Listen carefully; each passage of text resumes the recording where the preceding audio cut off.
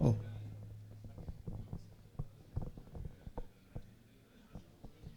hola.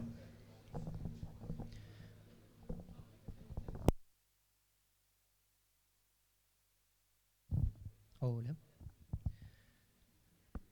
Bueno, buenos días a todos. La verdad que para nosotros haber sido, cuando nos mandaron la consulta de ver si podíamos ayudar con la organización del MUM, en un principio no lo podíamos creer, intentamos hacer todo lo posible para que ustedes estén cómodos más que nada. Confieso que hace 4 o 5 meses atrás, cuando Microtik me escribió para ver si podíamos conseguir un salón para las charlas, me dijo, calculamos que no más de 300, 400 personas van a asistir, y se buscó un salón con capacidad para 300, 400 personas, y Yanis me dijo que había ido y había superado mucho las expectativas de lo que tenían en un principio, ya que ayer consiguieron 1.200 registraciones. Si bien es cierto que estadísticamente ellos me decían que asiste el 50% de los que se inscriben, sabemos que Argentina hoy en día no es un país que las estadísticas funcionen bien, por lo que si superamos los 300, 400 personas, vamos a estar un poco en apuros en cuanto a la capacidad del lugar, pero creo que todo esto, todos somos iguales, y con un poco de buena onda y le ponemos un poco para adelante, el MUN va a salir bien. Y de hecho, mientras más gente asista, más periódico va a ser los eventos, así que buenísimo esto, bienvenidos a todos y esperemos verlos pronto también. Mi presentación habla sobre un tema muy discutido en las redes, principalmente en los clientes inalámbricos, que es respecto a cómo se calculan los niveles de señal. ¿Se escucha bien al fondo? ¿Sí? Bueno. Uno por ahí, yo creo que la mayoría de ustedes son proveedores de internet inalámbrico, ¿verdad? Y uno por ahí lo que hace es, va, instala, lo deja, lo calibra, consigue buen nivel de señal, deja al cliente conforme y se va. Hace lo mismo con el próximo, hace lo mismo con el próximo, hace lo mismo por el próximo. ¿Hasta cuándo? Hasta que empiecen a tener problemas. Una vez que los clientes ya no consiguen la velocidad que se les había prometido en un principio, o una vez que la red se empieza a caer, ya empezamos con los problemas de dónde está la falla. Y hay una falla muy común que es el mal diseño de una red inalámbrica conforme a que no se calcularon los niveles de señal que hace que un cliente sea bueno o sea malo. De hecho, hoy en día, ¿cómo saben ustedes cuál es un valor de señal bueno para un cliente o cuál es un valor de señal malo para un cliente? Bien. Una vez un cliente mío me dijo, tengo problemas en la red, le hicimos un relevamiento, nos fijamos en la red inalámbrica y le dije, Pablo, estás con... No sé si está Pablo por acá. Le digo, Pablo, ¿estás con problemas en la red inalámbrica? No, me dice, yo seguí los consejos que decían en un foro, en donde decían que un nivel de señal tolerable para un cliente es de menos 75 dBm. Le digo, ¿y eso depende de qué? No sé, lo vi y me seguí de eso. ¿Sí? Lo cierto es que hay un montón de características que hay que tener en cuenta al momento de diseñar una red para saber cuál es un buen nivel de señal, y eso va a depender de muchas cosas que vamos a ver a continuación. No de eso. Mi nombre es Mario Klepp, soy ingeniero en telecomunicaciones, estoy a cargo de toda la parte técnica de MKE Solutions, ¿sí? Soy consultor y entrenador de Microtik y tengo experiencia en todo lo que es el sistema operativo desde el año 2005. Ya hace 10 años que venimos trabajando con esto, con capacitaciones, con soporte y mucho más. Les dejo mis contactos, si alguien quiere hacerme cualquier tipo de pregunta, siéntase libre de hacerlo. Como dijo Sergey recién, las presentaciones van a estar disponibles una vez que finalice el MUM, van a estar disponibles en la página de ellos. Si quieren me escriben un correo o me contactan y se las puedo enviar, no hay ningún problema. Incluso si quieren y tienen un pendrive, una vez que finalice la presentación se las puedo dar también. MKE Solutions es una consultora en telecomunicaciones, nacida en la ciudad de Río Cuarto, Córdoba, y tenemos nuestra actividad principal dividida en 4 áreas. Por un lado, el área de capacitaciones, ya sean públicas o privadas, en donde vamos a capacitar al personal de una empresa en el tema que nos pidan. También somos coordinadores del programa de Microtik Academy, que no sé si están todos al tanto, pero es un programa que se está utilizando ya hace unos años para impartir la currícula de MTCNA dentro del ambiente universitario. De hecho, nosotros asesoramos y formamos a los profesores que van a después tener la posibilidad de impartir la currícula dentro del ambiente universitario. El área de desarrollo, tenemos muchísimas soluciones y muchísimos proyectos para hacer y para ofrecer a nuestros clientes, que van desde router de borde, sistemas de BGP, calidad de servicio, etcétera, etcétera, etcétera. El área de soporte, tenemos nuestra actividad principal dividida en 2 áreas. Por un lado, clientes que nos contactan por un problema puntual, que eso se llama una incidencia, y se le hace el tratamiento hasta solucionar ese problema. Y un área de outsourcing, que es un área de soporte mensual, en donde tenemos personal especializado y dedicado únicamente a aquellos clientes mensuales, con una guardia permanente 24/7. Esa área de outsourcing, después Guillermo va a comentar un poco más adelante cuando le toque hablar a él, pero tiene diferentes etapas, desde el relevamiento, las actualizaciones, las optimizaciones y todos los agregados que sean necesarios en cada uno de los equipos de la red. Y por un lado, por otro más, el área de ventas. Sabemos que como es Argentina, toda la parte de hardware está un poco complicada de conseguir, pero siempre algo de hardware tenemos en stock, no en cantidades asombrosas, pero siempre algo de hardware tenemos en stock, y principalmente todo el tema de venta de licencias de router OS. Estos son las diferentes vías por donde pueden contactarse con la empresa, pueden enviar un correo electrónico, pueden contactarse por la página, o pueden seguirnos por nuestros canales de redes sociales, y vamos a estar siempre disponibles para cualquier tipo de consulta.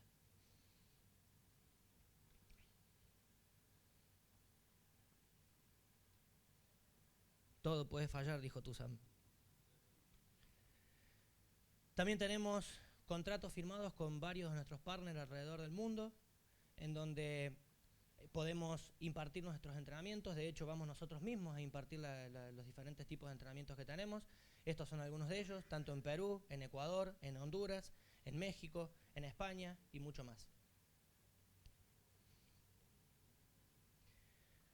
Un comentario rápido simplemente. Sepan que MikroTik tiene una currícula disponible en 6 diferentes categorías. Primero tenemos la certificación inicial, que es la MTCNA, en donde se asientan las bases para todas las cosas que se ven más adelante.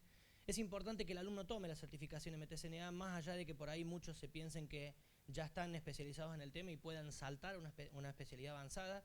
No hay ningún impedimento para hacerlo, pero se recomienda tomar el MTCNA porque asienta las bases y se ven muchos conceptos separados que a lo mejor algunos los tienen en claro y otros no los han visto nunca, ¿sí? Una vez que el alumno toma la certificación MTCNA, se le abren 4 posibles especializaciones, independientes entre ellas, pueden tomar la que quieran y en el orden que quieran, que son la de User Manager, en donde se ve toda la parte de Hotspot y Radius, en pocas palabras, son 2 días de eso. La de Control de Tráfico, que es la que hemos dado la semana pasada, de hecho terminó el sábado. Creo que me subieron el volumen del micrófono, ¿no? ¿Se escucha mejor ahora? Bueno, la de control de tráfico, que en pocas palabras se ve toda la parte de firewall avanzado y calidad de servicio. La certificación de wireless, en donde son 2 días pura y exclusivamente de diferentes clasificadores y aspectos avanzados que tiene la funcionalidad de MikroTik para poder trabajar y ajustar y calibrar los enlaces. La certificación de routing, que se ve toda la parte de VPNs, enrutamiento estático y enrutamiento dinámico basado en OSPF. Y una vez que el alumno toma esa certificación de routing, se le abre una tercera posibilidad, que es la certificación de Internet Working Engineer, que se le llama Ingeniería de Tráfico, en donde se ve, en pocas palabras, todo lo que es la parte de BGP, MPLS y todas las redes en capa 2 y capa 3 basadas en esos protocolos anteriores.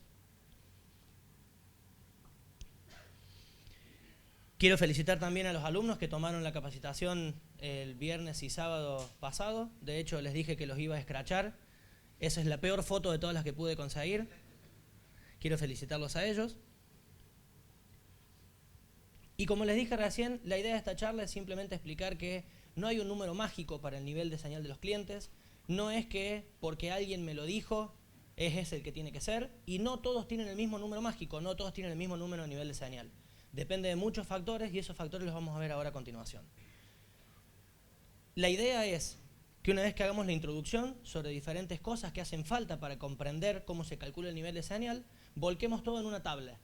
Que esa tabla está disponible, esa tabla la tiene pública MikroTik, se le puede pedir, se le puede jugar con todos los valores que quieran, pero esa tabla muestra mucho más que simplemente números y muestra realmente cómo deberíamos nosotros tener la red y con qué niveles de señal tendríamos que tener la red para no tener problemas, por lo menos grandes, en una red inalámbrica. Lo primero que vamos a considerar es que para esta presentación la red entera es 802.11n. Uno sabe que el estándar es siempre compatible hacia atrás, por lo que si tenemos equipos 802.11n y 802.11g o A o N, la red va a ir switchando hacia atrás y ya esto no va a funcionar porque no son los mismos data rate o tasas de velocidad en los diferentes estándares. Entonces lo primero que vamos a decir es que vamos a suponer que toda la red entera es 802.11n. Segundo, muchas veces pasa que no se logran altas tasas de velocidad o no se puede lograr mucha capacidad de tráfico por cuestiones de CPU en los equipos. Vamos a suponer en este caso que el CPU no es un impedimento, que el CPU está bien diseñado y está bien armado para que no haya problemas de CPU. Y por otro lado no hay problemas de conectividad física. Muchas veces pasa que tengo una red inalámbrica por la que podrían pasar 200 megas fácil, pero tengo un problema que la boca de red me está negociando a 10 megas. ¿Sí? Entonces vamos a suponer en este caso que no hay problemas ni físicos ni de falta de CPU. Por otro lado, no hay reglas de firewall ni disciplinas de encolamiento que puedan llegar a delimitar ese tráfico. Es decir, que estamos trabajando con una red completamente transparente y no hay nada a nivel inalámbrico que pueda interferir más allá que parámetros solamente inalámbricos. Todos los esquemas de codificación y modulación están habilitados. Ya voy a mostrar esto un poco más adelante, pero uno puede jugar con esos esquemas de codificación y modulación y siempre se va a poder lograr el data rate o el esquema de codificación y modulación más alto posible. Y finalmente, ya lo hemos comentado muchas veces y de hecho ustedes lo deben saber también, el tipo de encriptación también puede interferir en la capacidad de tráfico, por lo tanto, sepan que siempre es recomendable trabajar con encriptación AES y no TKIP, ¿sí? Porque los equipos vienen preparados para soportar ese tipo de encriptación. Una pequeña introducción, rápido, no los voy a aburrir mucho con esto. 802.11n es un estándar que ya está implementado desde el año 2009. Como dijo Sergey hace un rato, en Argentina las cosas llegan un poco más tarde y curiosamente hay muchos que todavía ni siquiera lo tienen implementado, ¿sí? Sepan que es una buena oportunidad para implementarlo porque produce muchísimas mejoras comparados con los estándares anteriores. Y sepan que ya está disponible una evolución de ese estándar, que es el estándar 802.11ac, que me permite tasas de modulación muchísimo mejores que las que tiene el estándar actual. Por ahora vamos a hacer una charla explicándolo con una red 802.11n y la misma aplicación va a funcionar para una red 802.11ac, solo que hay que conseguir la tabla con los data rates de ese sistema de modulación, nada más. Sabemos también que 802.11n agrega redundancia para poder intentar corregir el símbolo en el hipotético caso de que haya algún problema a nivel inalámbrico, y finalmente que se basa en la tecnología de MIMO para poder enviar, en caso que se pueda, más de una stream al mismo tiempo y conseguir duplicar o triplicar la capacidad del enlace, dependiendo de cuántos chains estemos utilizando. Lo primero que uno tiene que saber es qué es el data rate, y eso es importante. El data rate es la tasa de negociación a nivel inalámbrico, que lo van a ver en la pestaña de registration. Bien, una aclaración que hay que hacer, que muchos lo tienen asumido como que es así y en realidad están equivocados. El data rate no me muestra la cantidad de tráfico que voy a poder pasar por el enlace, sino que simplemente muestra la negociación o la velocidad solamente a nivel inalámbrico. La capacidad de tráfico que yo puedo pasar por un enlace va a ser en el mejor de los casos la mitad del data rate. Bien, por lo que si en este caso me está mostrando 58 megas en un sentido y 65 megas en el otro sentido, voy a poder pasar no más de 29 y no más de 32 según sea el sentido que esté utilizando. Y por otro lado, otra cosa más importante aclarar, cada vez que hablamos de enlaces inalámbricos, uno nunca lo dice, pero todos los enlaces son half duplex, a menos que tengamos dos radios, ¿bien? Pero si tenemos un half duplex, nunca voy a poder pasar al mismo tiempo 29 y 32. Sino que va a tener que ser la combinación entre ellos que, o de bajada o de subida, no superen los 29 y 32. Pero como estamos hablando de enlaces half duplex, va a poder ser o 29 en un sentido, o 32 en otro sentido, o la combinación entre ellos que no me pasen los más o menos 30 megas. ¿Bien? Otro parámetro importante es lo que se llama CSQ, que es un coeficiente de calidad del cliente, y lo que mide es la cantidad de retransmisiones que hay en el enlace, ¿sí? A esto no le interesa el nivel de señal, no le interesa el nivel de ruido, no le interesa nada, simplemente me va a ir mostrando un porcentaje, que ese porcentaje me dice qué tan bueno es el enlace basándose en las retransmisiones. Supuestamente un enlace ideal en donde no hay retransmisiones me va a mostrar un CSQ del 100%. El Sergey me sube el volumen y yo cada vez hablo más lejos, estamos en la misma. Fíjense por ejemplo en este ejemplo, que un CSQ del 81% me estaría diciendo que tengo más o menos un 20% de retransmisión. Y ese 20% de retransmisión no es aprovechable en el enlace, por lo tanto eso se pierde. Es decir que si consideramos el concepto anterior de lo que era el data rate, 65 megas de data rate con un CSQ del 80%, ya no voy a poder pasar 32 megas en el mejor de los casos, sino que en el mejor de los casos tengo que descontarle ese 20% de retransmisión que tengo y eso me va a dar un enlace por el que no van a pasar más de 26 megas. ¿Bien? Otro factor importante es la relación señal a ruido. La relación señal a ruido es un cálculo matemático que se hace y es una resta en decibeles entre la señal y el ruido. Y esta relación señal a ruido es muy importante y de hecho es más importante... ¿Sergey? No, está apagado el otro. ¿Hay alguien ahí? ¿Sergey? Bueno, me vengo más acá, voy a tratar de hablar un poco más lejos. Este parámetro es un poco más, quizás es más importante que el nivel de señal, porque lo que me está diciendo es cuánto más fuerte es la señal que el ruido, y eso es importante porque los escenarios de ruido varían según cada AP, cada cliente, cada localidad. Bien. Fíjense en el ejemplo que si yo tengo una señal de 65 dBm y un piso de ruido de menos 116 dBm, señal menos ruido me está dando una relación señal-ruido de más o menos 50-51 dB.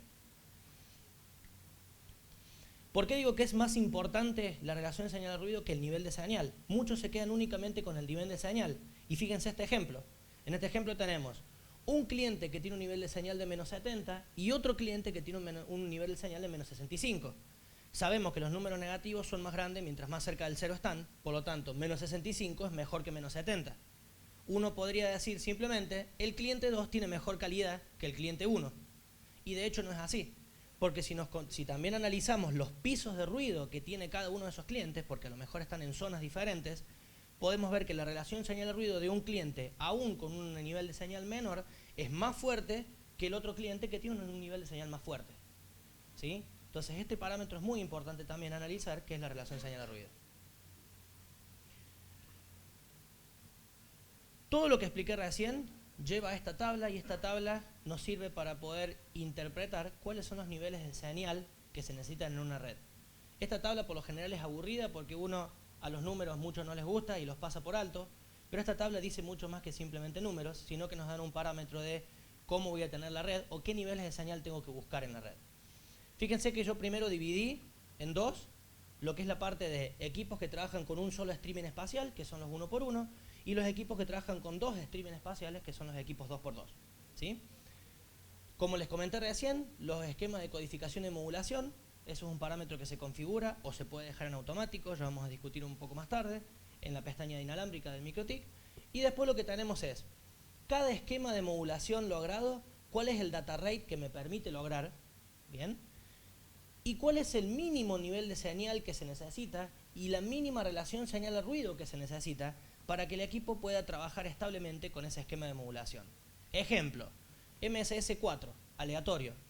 El 4 me permite un data rate de 90 megabits por segundo, lo que significa que en el mejor de los casos voy a tener 45 pasando por el enlace, y para eso se requiere por lo menos un nivel de señal de menos 73 y por lo menos una relación señal a ruido de 21 dB. Una aclaración importante, estos valores no son los mismos en todos los equipos, sino que son un promedio. ¿Sí? Cada equipo tiene en su tabla, en el datasheet, tiene lo que es la sensibilidad, y la sensibilidad es justamente un análisis, una prueba que se le hace al equipo para saber cuál es el menor nivel de señal que el equipo soporta para poder trabajar establemente con una tasa de error de bit, que no recuerdo en este momento cuánto es, creo que del 2% o 3%, que es una tasa aceptable. Entonces, fíjense, vamos a un ejemplo. Supongamos que tenemos que diseñar un enlace punto a punto que tenga capacidad para pasar 40 megas. Lo primero que hay que decir es que 40 megas me está diciendo que necesito un data rate de al menos 80. ¿Se acuerdan que yo recién dije que en el mejor de los casos la capacidad del enlace va a ser en el mejor de los casos la mitad del data rate? Por lo tanto yo tengo que buscar, según la tabla anterior, un data rate que tenga por lo menos 80 megabits por segundo. Ese data rate va a depender si estoy trabajando con equipos que son 1x1 o con equipos que son 2x2, porque los data rates varían según la cantidad de streaming que soporta el equipo. ¿Bien? En el primer caso, rápidamente podemos decir que si tuviésemos un CSQ del 100%, un data rate de 80 megabits por segundo ya es suficiente para poder garantizar 40 megas de tráfico en el aire.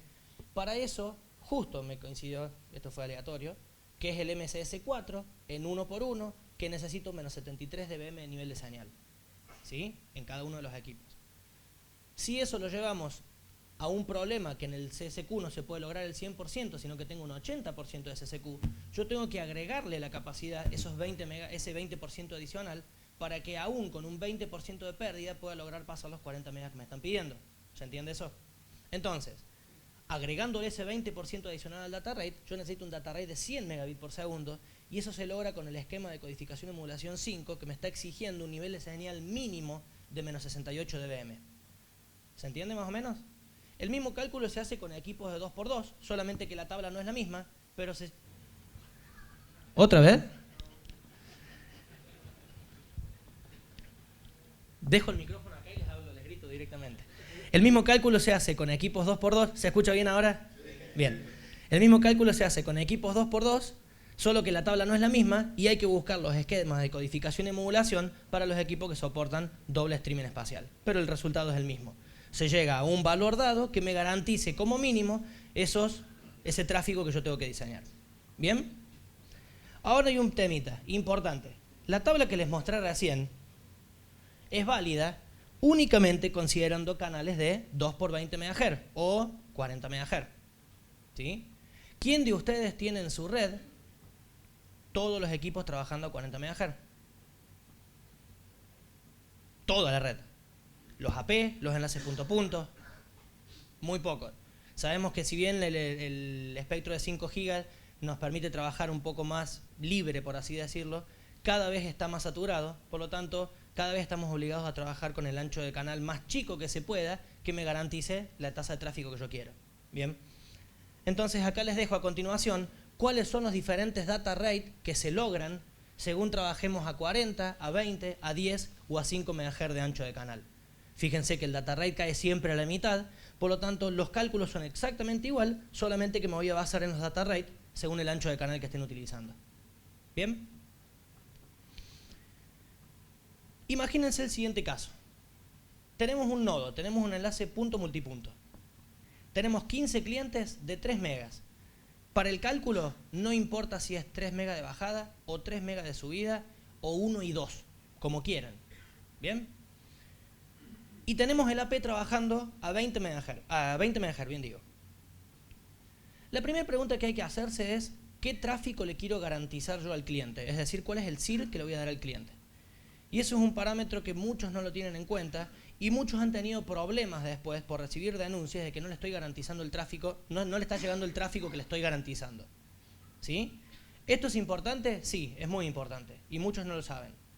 El SIR, como lo dice la palabra, Committed Information Rate, es la tasa de información que yo tengo que garantizar al cliente. Y acá va a depender de qué es lo que por contrato yo le estoy garantizando. Puede ser un cliente que tiene un servicio dedicado, semi-dedicado, compartido o lo que dé, porque hay muchos que dan lo que dé. ¿Bien? En el caso de que fuese un SIR del 100%, significa que salga el sol por donde salga y en el tiempo que sea y cada vez que lo quieran, el tipo cuando haga un test de velocidad le tiene que dar la velocidad que yo le garantice. ¿Bien? Entonces en este caso vamos a hacer la siguiente suposición. Tenemos 15 clientes de 3 megas en un nodo de 20 MHz con un SIR del 100%.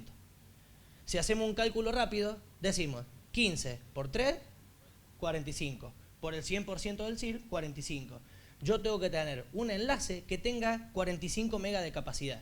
El AP tiene que tener 45 megas de capacidad. Porque si en algún momento todos se llaman por teléfono, se ponen de acuerdo, dice 1, 2, 3 ya y hacen un speed test, les tienen que dar los 3 megas que yo estoy garantizando.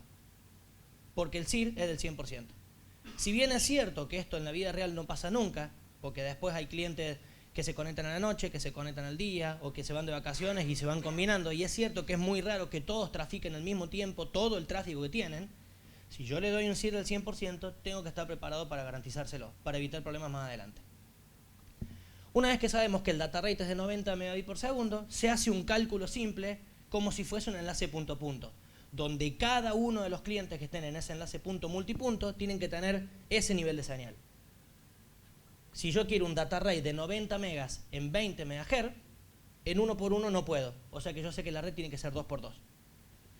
Y tengo que lograr como mínimo un nivel de señal de menos 65 dBm. ¿En dónde? En el peor de los clientes. ¿Bien? Si el SIR ya no es del 100%, sino que es del 50%, yo ya no tengo que garantizarles 45 megas en el aire, sino que tengo que garantizar la mitad, 22,5. Esos 22,5 me van a dar un data rate de 45 megas y ese data rate de 45 megas me va a estar dando los niveles de señal mínimos que se requieren en los clientes, de nuevo. ¿Bien? ¿Se entiende el cálculo? ¿Qué es lo que uno tiene que tener en cuenta? ¿Cuál es el SIR que yo le quiero dar al cliente? ¿Cuáles son los SIR tolerables, los SIR que se utilizan? Un SIR del 100% es un acceso dedicado. Un SIR del 30 o el 50% es lo que te dicen 1 mega compartido entre 2 o entre 3. Eso es un SIR entre el 30 y el 50%. Es un enlace semi-dedicado. Entre un 15 y un 25% es aceptable y un 10% es lo normal. Si alguien contrata una línea telefónica, una Speedy, un lo que quiera, tiene en el contrato una garantía del 10% de lo que contratan, lo que significa que en el escenario del peor caso donde todos se pongan de acuerdo, van a obtener el 10% de lo máximo que contratan. ¿Bien? Menos del 10% no se recomienda porque es sobresaturación. Ahí no hay mucho que hacer. Si yo tengo un montón de clientes y tengo poco ancho de banda, tengo mal la red diseñada, no hay manera de poder garantizarle al cliente un ancho de banda que no tengo. ¿Bien? Ahora, lo que expliqué recién es en el ideal. Y el ideal es que no cambie nada. Menos 65 dBm nivel de señal es el nivel de señal que el cliente tiene que tener siempre, porque si por el enlace se cruza una paloma y de los menos 65 se va a menos 66, automáticamente el equipo switchea de esquema de modulación y se va al anterior. Y al irse al anterior ya no puedo garantizarle, porque los data rates me cambian, ya no puedo garantizar las cosas con los cálculos que hice recién. Por lo tanto, sabiendo que en la vida real hay muchos aspectos climáticos que pueden llegar a degradarme la señal, es una buena práctica tomarse entre un 10 y un 15 de dB de margen. Lo que significa que si el cálculo me daba menos 79 dBm, yo lo tendría que buscar entre menos 64 y menos 69. ¿Para qué? Para garantizarme que la lluvia, la neblina, un pájaro o lo que sea no haga que el enlace caiga y ya no pueda garantizarle lo que hice en un principio. ¿Cómo se hace entonces? ¿Qué pasa? Porque recién dijimos eso. Si el enlace cae, el cliente switchea de esquema de modulación y si switchea de esquema de modulación me degrada todo. ¿Qué puedo hacer yo para tener un poco una protección que si un cliente es malo porque tiene un mal nivel de señal, no me afecte toda la red? Una buena práctica es trabajar con lo que son las listas de control de acceso, tanto del lado del AP como del lado del cliente, dependiendo si el cliente es un MikroTik. Podemos hacer reglas que solamente los clientes se conecten cuando estén entre un nivel de señal determinado y luego de ese nivel de señal que el AP los desconecte solos. Tanto del lado del AP o del lado del cliente. Podemos hacer reglas que el cliente con mala señal directamente no busque conectarse al AP. ¿Bien? ¿Por qué pasa esto que les digo que si la señal no funciona, si la señal no le puedo garantizar, el data rate cae? Porque el equipo lo que hace es bajar la tasa de modulación y enviar el mismo frame de nuevo. ¿Bien? Y si a medida que no lo puede, la baja de nuevo, y la baja de nuevo, y la baja de nuevo. Es decir, que si el enlace no es exitoso, si la transferencia no es exitosa, el equipo va a ir bajando cada vez más su tasa de modulación y me puede degradar toda la red. Porque obviamente como el equipo lo baja, el AP tiene que bajarlo para adaptarse a ese cliente. ¿Bien? Cuando tenemos una red que es Wi-Fi, cuando es una red de CSMA, esto es muy malo, porque un cliente malo puede monopolizar el canal y puede degradarme la red entera. ¿Bien? No es tan malo en TDMA, porque cuando trabajamos con TDMA, que sería el NB2 de MikroTik, no es tan malo porque cada uno habla en el time slot que le corresponde. Al hacer eso, si hay un cliente que tiene un mal nivel de señal, se perjudica el mismo, porque en cada time slot que le corresponda van a intentar enviar de nuevo la información que quería mandar, pero no está afectando al resto de los clientes. Una buena práctica es no utilizar los data rate automáticos y obligar a los clientes a que se conecten únicamente con los data rate que yo quiero. Yo hago un cálculo y digo, el menor nivel de señal que se necesita para garantizar el data rate, bla, bla, bla, bla, es el que me dice el esquema de emulación 4. Bueno, del 4 para arriba. Lo que hacemos es destildar todos los esquemas anteriores. Al destildar todos los esquemas anteriores, yo obligo al cliente a que sea 4 o superior, pero nunca menos de 4. Y si el cliente lo tengo en el límite y pasa una paloma en el medio y tiene que bajarse al 3, el cliente no lo puede porque no lo soporta. Se desconectará. pero prefiero que se desconecte ese cliente y no que me perjudique la red entera. ¿Bien? Siempre se recomienda también jugar con las potencias para no sobreexcitar la etapa de transmisión y de recepción y que las cosas empiecen a ponerse muy fuertes, los niveles de señal muy fuertes. Sepan que siempre hay que tratar de lograr el nivel de señal que se necesita, pero nunca abusarse. Niveles de señal muy fuertes también son malos, ¿sí? Entonces una buena manipulación de los niveles de potencia es algo que me sirve para garantizar que la red sea estable también. Por otro lado, y esto es extraoficialmente, si bien no hay documentación sobre qué mejoras tiene el paquete CM2, han dicho que solamente tiene mejoras para la parte del Capsman. Cualquiera que haya hecho las pruebas van a ver que con el simple hecho de instalar, de habilitar y tener funcionando el paquete de CM2, la red va a funcionar mucho más estable y se logran mejores tasas de transferencia a nivel inalámbrico. ¿Sí? Entonces este es un consejo que les doy, que si bien es cierto que no hay nada documentado, CM2 funciona mejor. Más allá de, como les comenté en un principio, hay mucha gente que no ha migrado a NB2 porque te dicen, no, para migrar a NB2 tengo que cambiar las antenas, a 802.11n, tengo que cambiar las antenas, tengo que cambiar los clientes, tengo que hacer un montón de cosas. Lo cierto es que podemos utilizar las mismas antenas, porque vamos a seguir trabajando en una sola polaridad, pero podemos cambiar de estándar en la placa inalámbrica y ya en vez de tener 802.11a u 802.11g, podemos pasar a tener 802.11n y eso mejora entre un 10 y un 15% las tasas de modulación y la tasa de transferencia en el aire. Y por último, esto simplemente se los comento para que puedan jugar, hace un mes atrás nos tocó implementar un sistema de conectividad en un teatro en la ciudad de Río Cuarto para el evento de TEDx, ¿sí? Nosotros dijimos, bueno, a ver, ¿qué tan grande es el lugar? No, es un lugar chiquito, de hecho es así como esto, el teatro tiene capacidad para 500 personas en total. Listo, vamos, ponemos 2, 3 equipos, levantamos uno en cada canal, que se conecten y chau. Cuando lo pusimos no funcionaba nada. Se conectó uno, todo perfecto. Se conectaron 2, todo perfecto. Se conectaron 10 y más o menos. Se conectaron 100 y ya la transferencia no iba ni para atrás. Y con el simple hecho de jugar con todos los parámetros avanzados que hay en la pestaña avanzada, pudimos lograr una red estable. ¿Bien? Entonces simplemente sepan que hay muchas cosas para tocar en la pestaña de avanzada y que me van a servir para estabilizar las redes. ¿Ok? Una conclusión rápida y con esto termino mi charla. La idea de esta charla era mostrarles que no hay un número mágico para trabajar con redes inalámbricas. No es porque alguien o haya leído en algún lado que menos 75 dBm es el umbral, de ahí para arriba bien, de ahí para abajo mal. Cada uno tiene su propio número mágico, si quiere decirse, y ese número mágico depende de muchas cosas. Depende si es un enlace punto a punto, si es punto multipunto, cuántos clientes tengo, cuál es el nivel de señal de los clientes, cuál es el nivel de ruido que hay en esa zona, cuál es el ancho de canal con el que estoy trabajando en el AP, cuál es el SIR que le garantizo al cliente, ¿bien? Y cuál es el ancho de banda que les doy. Entonces sepan que no por decir clientes con menos 75 dBm de señal, estoy bien y se quedan tranquilos. De hecho, hace un tiempo pasó que a un cliente le recomendamos un nivel de señal en particular y él logró estabilizar la red completa. Y a los 3 meses me llamó y me dijo, che Mario, dice, la red se cayó de nuevo. ¿Y qué cambios hubo? ¿Pusiste más clientes? No, no puse más clientes. ¿Y qué cambio hiciste? Hice una promoción y les dupliqué el ancho de banda. Al duplicar el ancho de banda de la gente, aumentó la capacidad y la red no estaba preparada para esa capacidad. Bien, entonces sepan que una buena planificación de una red, tanto punto a punto como punto multipunto, siempre se recomienda hacerla con las tablas que están disponibles. ¿Ok? Eso es toda mi charla. Muchas gracias por escuchar y estoy abierto a cualquier tipo de pregunta.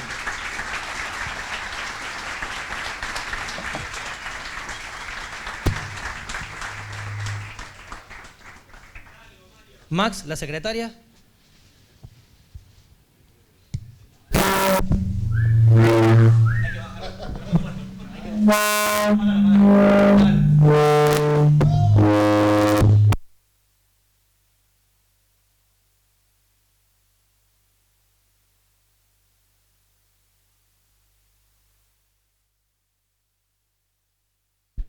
Hola. ¿Preguntas? Hola.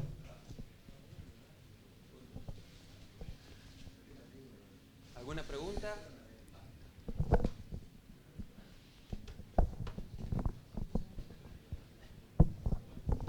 Sí, ¿qué tal? Vi en una presentación de un MUM que se hizo en otro país que recomendaban, por ejemplo, no usar niveles de señal mayores a 60 dB porque se interferían entre las polaridades. O sea, se supone que hay una aislación de alrededor de 30 dB entre una polaridad y la otra. Y señales de alrededor de 50, 55 dB o más, más altas podía influir que se interfieran entre las polaridades. ¿Es realmente así? Lo que hay que tener en cuenta, que es muy importante, es que eso es un parámetro y es una clasificación de las antenas. Hay un parámetro que se llama XPD o discriminación de polaridad cruzada. Ese parámetro hace, la antena lo que está haciendo es qué aislación tiene entre una polaridad y la otra. ¿Bien? Y eso es un parámetro que hace que las antenas sean más baratas o más caras. Hay antenas que tienen 13 dB de discriminación de polaridad cruzada o XPD y hay antenas que tienen 30 dB de XPD. Eso es un parámetro importante. No es cierto en realidad que cualquier nivel de señal fuerte va a degradar la red o va a ser problema entre que se crucen las polaridades, pero sí es cierto que hay que conseguir antenas con una discriminación de polaridad cruzada fuerte. Porque si no, no importa cuál sea el nivel de señal, si la XPD es baja, puede ser que se desfase una señal de la otra y se interfieran. ¿Sí? En el ideal se supone que están polarizadas distintos, pero como nada es ideal, algo de interferencia hay. La polaridad cruzada, la discriminación de polaridad cruzada, lo que hace justamente es decirte qué atenuación o qué parte de la interferencia de una puede llegar a molestar a la otra. Y mientras más fuerte es, mejor. ¿Se escucha bien al fondo? Bueno, hola, buen día.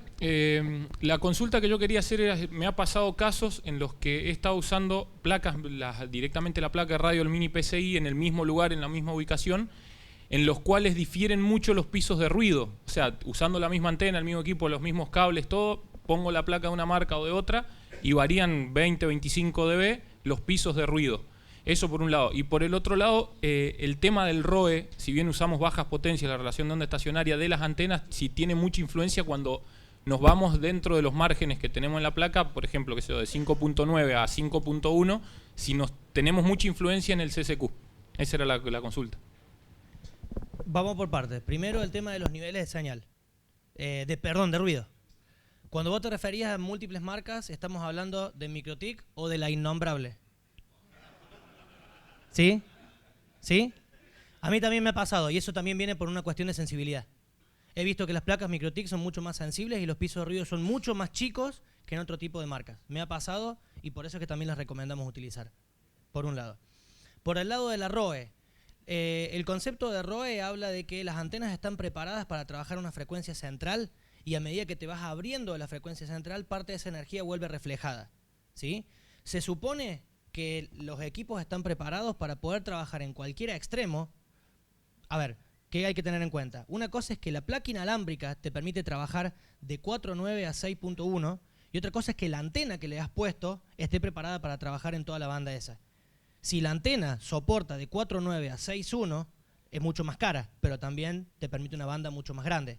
Si la antena está cortada para trabajar en un rango mucho más chico y vos haces que el equipo trabaje a 4.9 o a 6.1, vas a tener problemas con el CCQ porque la antena no está preparada para trabajar a la misma potencia que la radio, al mismo nivel a la misma frecuencia que el equipo está irradiando. ¿Sí?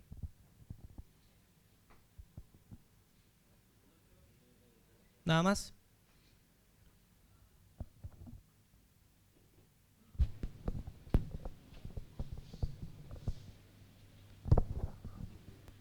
Hola. Sí, quería preguntar con respecto a las distancias de la AP. ¿Qué era lo recomendable? Porque en otros lugares, bueno, hemos escuchado o hemos observado el tema de la distancia de los que están próximos a los que están más retirados del nodo.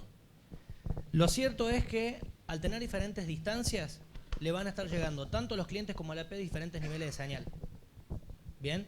Y una buena práctica, obviamente que es muy difícil por ahí lograrlo en un 100%, pero una buena práctica es tratar de homogeneizar los niveles de señal a los clientes. ¿Bien? Entonces, ¿cómo se hace eso? Del lado del cliente hay que intentar bajar la potencia de transmisión para tratar de que a la AP le lleguen todos los niveles de señal iguales. El problema es que del lado de la AP la potencia de transmisión es una sola para todos. Y eso lo que se puede hacer es ir poniéndole a cada cliente antenas de diferente ganancia y más chicas adelante y más grandes atrás para que puedan recibir niveles de señal medianamente estables. ¿Sí? Sí, buenas. Volviendo al ejemplo del 100% de CCQ, Sí. perdón, de CIR. Decir, Si yo tuviese que dar un CIR de 100% en TMA, sí. tengo que tener también los mismos data. Supongamos que yo tengo que dar 20 megas a un cliente y 40 megas a otro cliente.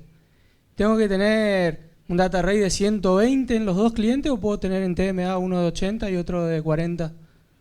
20 megas en uno y 40 megas en el otro. Claro. La suma te da 60. Claro. Tendrías que tener un data rate de 120. En ambos. Sí. Si bien es cierto que en TDMA cada cliente modula la tasa que quiere en su time slot, el AP va a ir switchando de modulación en el time slot que le corresponda. Es decir, yo hablo con él en 20 y yo hablo con él en 40. Pero cada vez que cambia de time slot a time slot, el AP tiene que ir cambiando ese esquema de modulación. Y lo que pasa es que hay intervalos de calibración en el medio.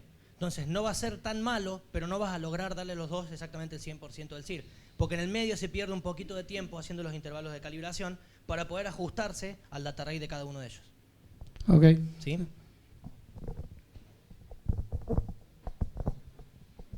¿No hay más preguntas?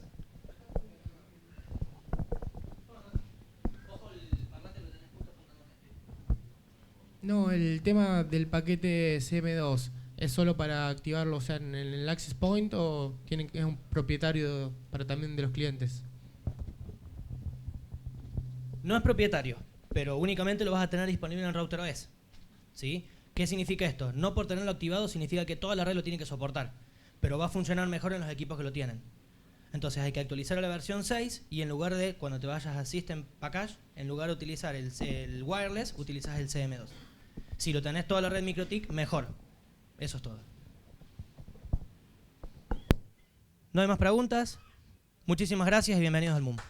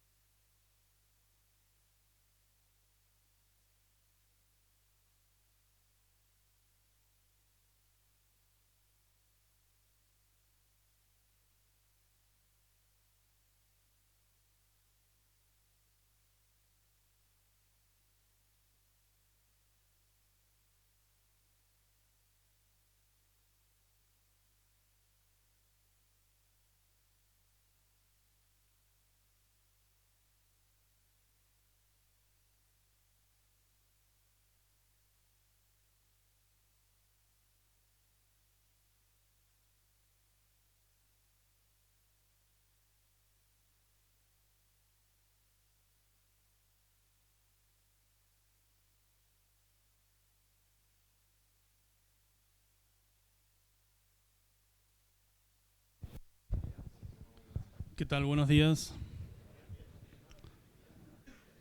¿Escuchan bien todos?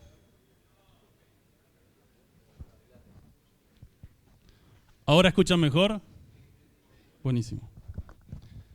¿Qué tal? Buenos días. Mi nombre es Jorge Filipo. Somos todos colegas con los chicos entrenadores oficiales Microtik. Mi consultora es Optimix. Nosotros trabajamos con distintas empresas en Argentina, Chile, Bolivia y México, tratando de construir conocimiento en esas empresas para que esas empresas puedan desarrollar sus operaciones de redes, ¿sí? Dejándonos a nosotros el último nivel de la gestión, que suele ser la visión estratégica, la interacción con proveedores de Internet, la puesta en marcha de los recursos BGP, digamos, la visión de gran escala de los proyectos de redes híbridas. Entonces, la idea que impulsamos con colegas en Chile, en Bolivia y en México es guiar a las empresas para que puedan desarrollar sus operaciones sin depender de nosotros en el día a día, ¿sí? Capacitándolos para que el conocimiento esté en esas empresas y ellos puedan desarrollar su evolución comercial.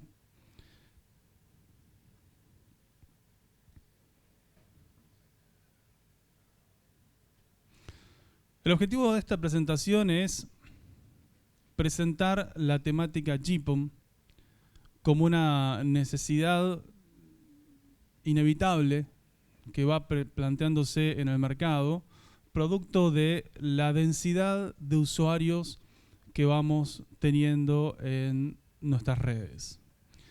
Todos sabemos que la temática GPON, la temática de fibra óptica, nos está pisando los talones, y lo que queremos plantear es quitarle un poquito la angustia o el miedo a una tecnología que normalmente se la ve como de muy gran escala, de la verdad que a mí no me sirve, yo soy chico, yo tengo 1500 usuarios, no, eso es para Fivertel, eso es para Speedy, ¿sí? Y no es así. Lo que yo desarrollé desde hace 3 años a esta parte es la configuración y planeamiento de la red de fibra óptica del municipio de Berazategui. La necesidad de desarrollar una red de fibra óptica tiene 2 escenarios. El escenario ISP, en el cual nosotros tenemos un equipo cliente que seguramente va a ser Mascared, ¿sí? Y lo que queremos es dar un ancho de banda determinado y ahí se termina el problema. O la necesidad un poquito más compleja, en la cual la red tiene que ser bidireccional. ¿Qué implica que la red tenga que ser bidireccional? Que yo necesito poder llegar, lo que sería, hasta la computadora de Doña Rosa, ¿sí? No me alcanza con llegar al equipo cliente, necesito ver la LAN de ese cliente. Obviamente en un escenario comercial no es vital, ¿sí? Nosotros no necesitamos ver las computadoras de nuestros usuarios, pero la intención de esta presentación es llegar un poco más allá, ¿sí? Para que sepan que esto no es camisa de 11 balas, esto no es extremadamente costoso. De hecho, Microtik ya está sacando los módulos para traducción a GPON. Todos tienen clara la diferencia entre la tecnología GPON y lo que podríamos decir como la tecnología tradicional de fibra óptica, lo que es SFP.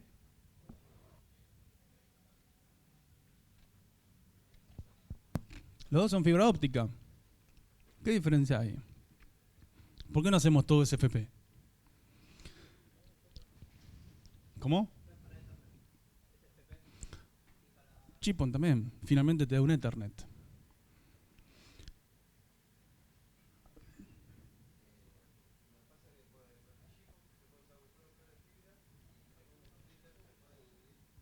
Tal cual.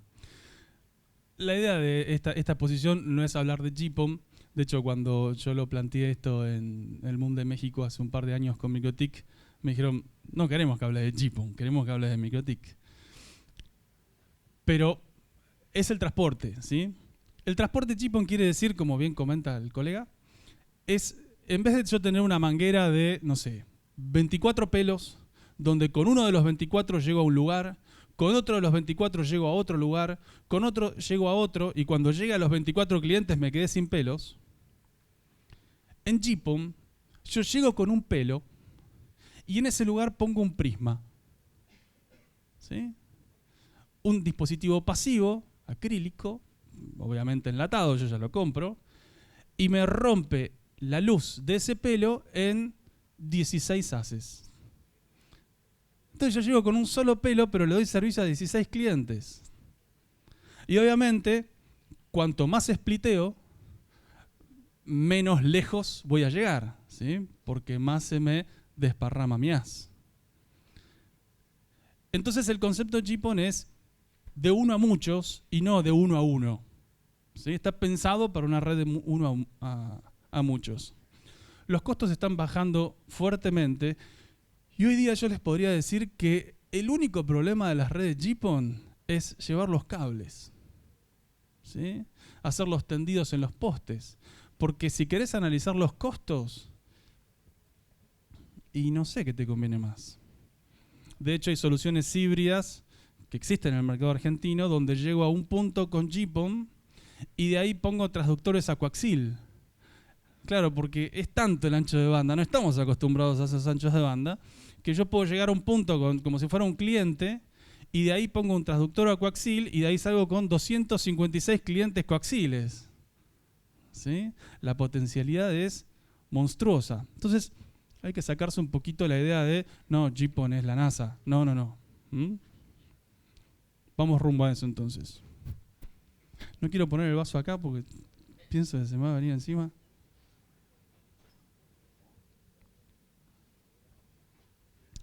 Bla, bla, bla, objetivos, comprender la gestión de tráfico. Bueno, acá algunas ideas para ir construyendo el final. Voy a tratar de ser resumido.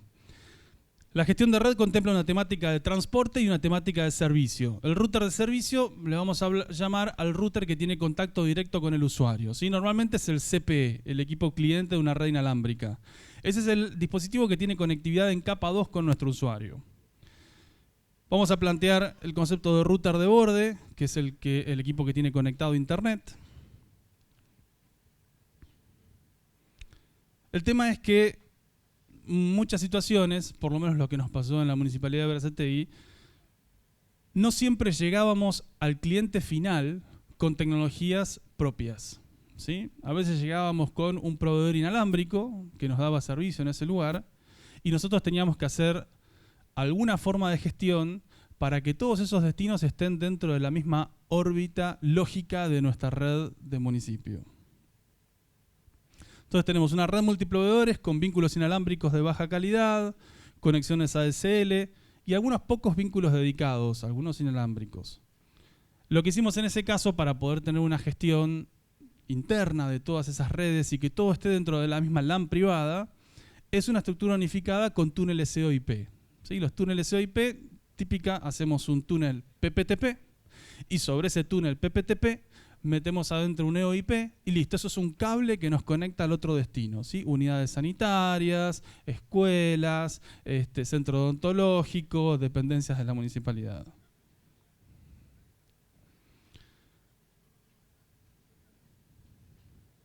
En ese caso, bueno, utilizamos los túneles SEO-IP.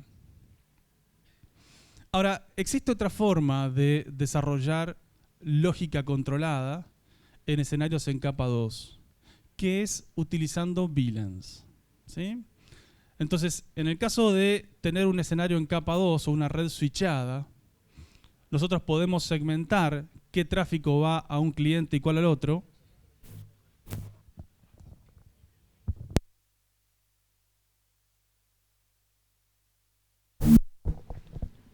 Hola. ¿Qué tráfico va a un cliente o va a otro? Mediante la utilización de VLANs. muchas veces, o por no decir siempre, el problema de la evolución tecnológica no es la marca que usamos o qué tecnología usamos, sino es la transición. ¿Sí? ¿Cómo hacemos para migrar o evolucionar de una tecnología a otra? Y finalmente muchas veces eso es lo que nos frena y nos desalienta. No el hecho de no entender o no poder usar la tecnología, sino cómo hacemos la evolución. Entonces, la administración de vínculos mediante VLANs permite desenhebrar las troncales para generar un vínculo dedicado a cada MikroTik a partir de un router troncal. Este router troncal gestiona las redes de infraestructura antigua Ethernet y la infraestructura nueva GPON. En Brazatei así logramos una transición suave hacia el ruteo entre las dos redes, la antigua red Ethernet y la nueva GPON, y unificar físicamente en un router concentrador el tráfico de escala urbana. Manteniendo la administración sobre MikroTik, evitamos sufrir las interfaces engorrosas de los dispositivos GPON. Lo que hicimos allá fue conectar todas las delegaciones mediante un despliegue de fibra GPON, un filamento con posibilidad de spliteo. Todos los vínculos se despliegan mediante spliteo y se concentran las troncales mayores en la OLT. La OLT es el dispositivo central de una red GPON, del cual salen las troncales que después se van a ir spliteando y haciendo capilaridad en toda la ciudad. Esta estructura unificada en vínculos de fibra se administran y relacionan con VLANs, ¿sí?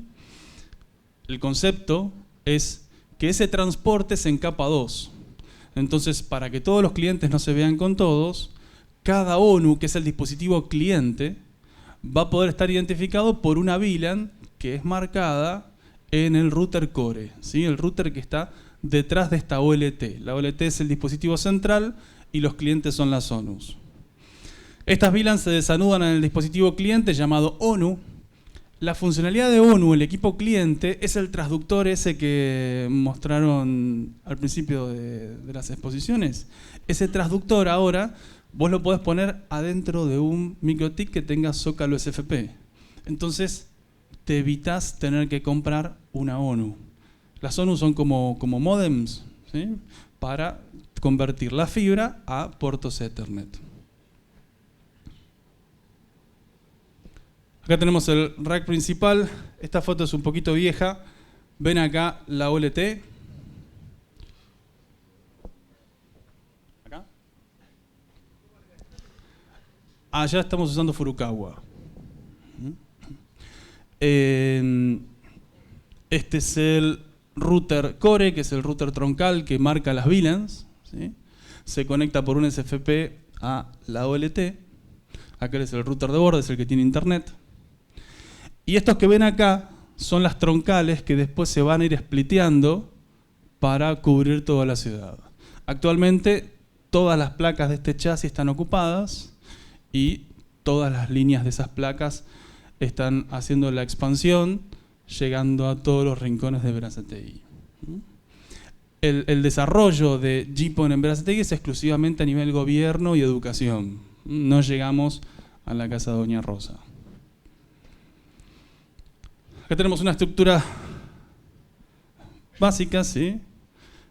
En realidad tenemos, bueno, la OLT a la que se conecta el router core, y de esta OLT salimos a las distintas delegaciones donde siempre nos espera un router de servicio. Uno de los problemas que se presenta cuando uno trabaja en un municipio es, primero, no tener disponibilidad para elegir la gente con la que uno va a trabajar.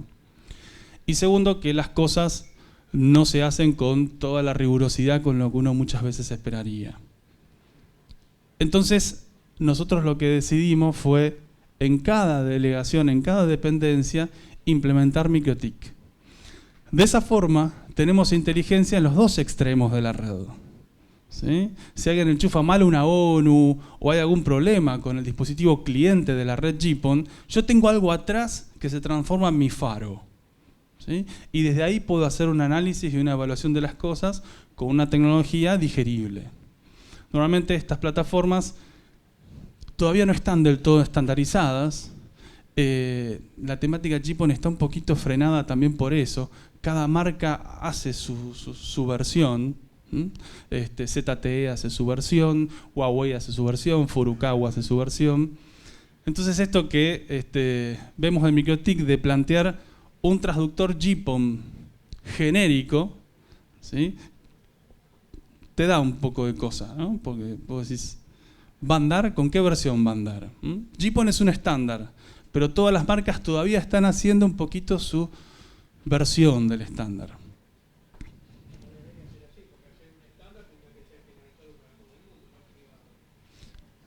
¿100%? Sí, totalmente. El tema es cuando una marca dice, va a andar, pero si usás el mío, en vez de ir a 80 km por hora, vas a 220. Entonces, ahí es cuando...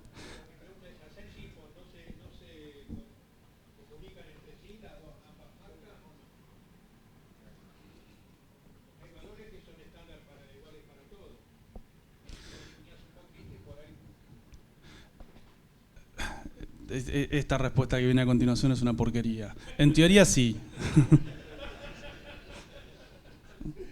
Voy a tratar de dar respuestas más útiles de ahora en adelante. Entonces, si nosotros tenemos que analizar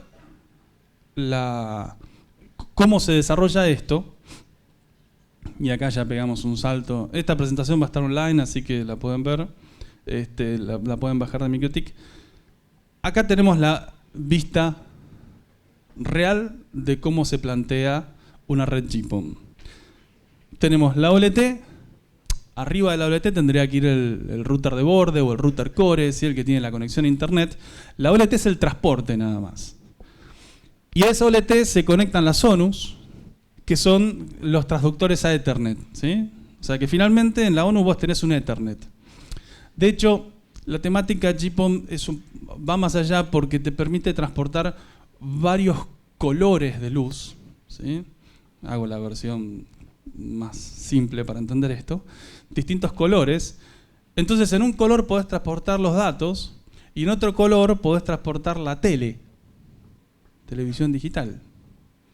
Entonces, en la misma fibra transportas dos caudales de información. Uno que es para el Internet, que va a ser transformado en puertos Ethernet, y muchas veces estos ONUs tienen puertos coaxiles o los RCA de video para que vos lo enchufes a la tele. La tecnología conceptualmente es fabulosa. Cuando hablamos de GPON, hablamos de la versión gigabit de estas redes. PON quiere decir Passive Optic Network, ¿sí? Porque como vieron que les comentaba, los prismas son pasivos, ¿sí? Es un acrílico, no necesita electricidad. Y eso también está muy copado porque si vos haces una extensión de capilaridad de una ciudad y cae un rayo, ya no tenés la típica problemática de la inducción de los cables Ethernet, porque es plástico lo que está viajando. De hecho, tampoco te roban los cables, porque no pueden fundir el plástico y venderlo por kilo, ¿sí?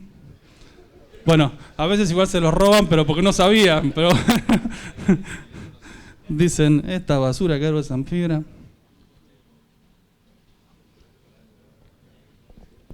En Bracetech tenemos un escenario especial porque estimamos que por una cuestión de vanagloriarse, la red de infraestructura, o sea, el edificio principal, está cableado internamente con fibra óptica.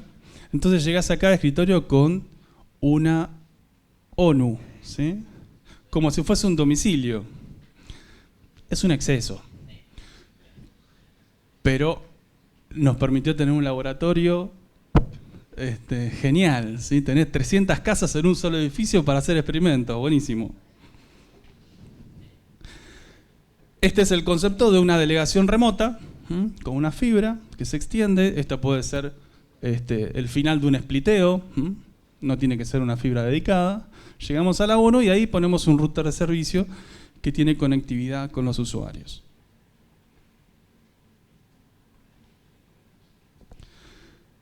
Entonces, vamos a ver un poquito de teoría para entender cómo funciona esto de la lógica detrás de un transporte en capa 2.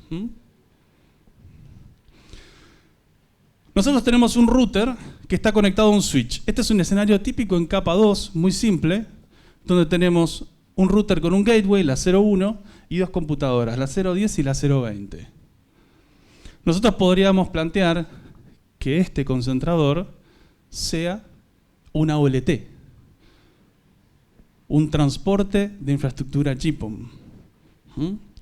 ¿Cuál es el problema que puede presentarse en estos escenarios, en especial cuando lo definimos en una superficie de gran escala, una ciudad?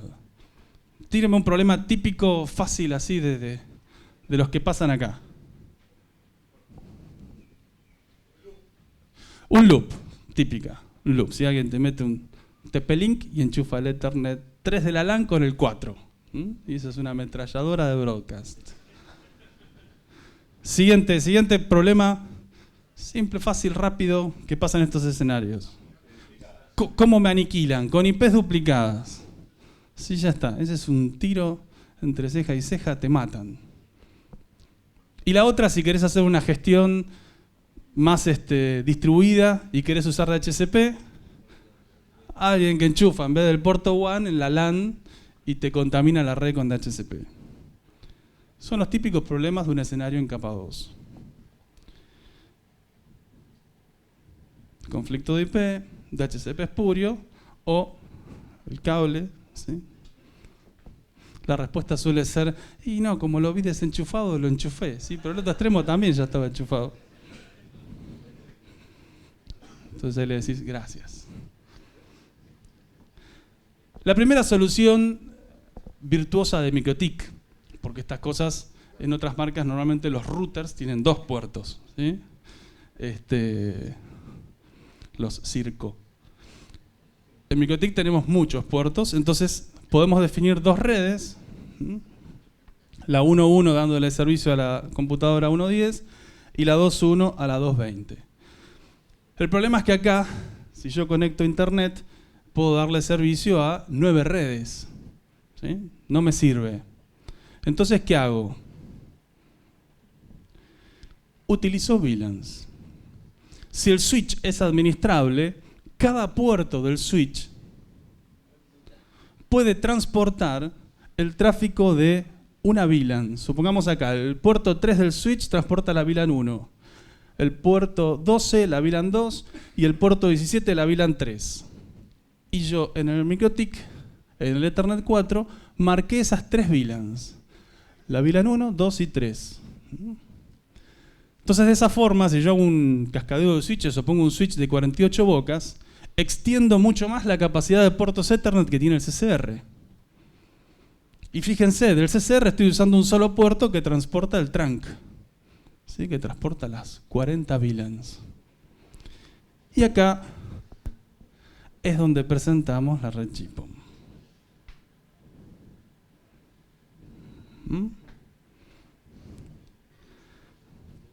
Este es el espíritu de esta presentación, quitarle los halos de terror a una red GPON.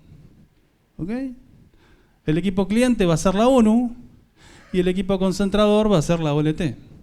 Yo marco las VLANs en el router de arriba y las destejo en las ONUs. Y puedo llevarlo a un nivel superior incorporando el concepto de router de servicio con un puerto WAN en una red también tagueada de transporte y una LAN. Esto es VeraCTI. Actualmente tenemos alrededor de 120 puntos entre escuelas, unidades sanitarias, pero lo interesante bajo este concepto es que llegamos a la LAN de cada destino. ¿Sí? Si tenemos access points, podemos monitorear los access points. Si tenemos impresoras, también. Y si tenemos máquinas en un dominio, les entregamos el servidor WINS, el DNS, y si las joineamos a un dominio o a otro, con una gestión totalmente pulcra. Conclusiones: la gestión de VLANs nos permite segmentar las delegaciones que viajan por la infraestructura de transporte. El resto sigue siendo MikroTik, con lo que ya nos sentimos cómodos. Podemos plantear en cada destino el concepto de router de servicio para mayor control local. Así la red se extiende en la ciudad sin perder control, bidireccionalidad, ¿sí?, ni monitoreo. Recordemos que en todas estas propuestas de redes LAN o de destinos remotos, tanto sea de infraestructura o de delegaciones, tenemos visibilidad bidireccional. Entonces podemos interactuar con otros equipos de trabajo porque podemos ver qué pasa en cada punto. ¿Sí?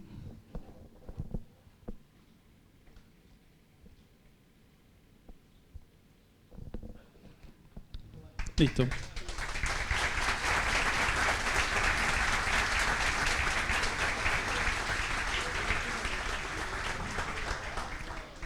Muchas gracias.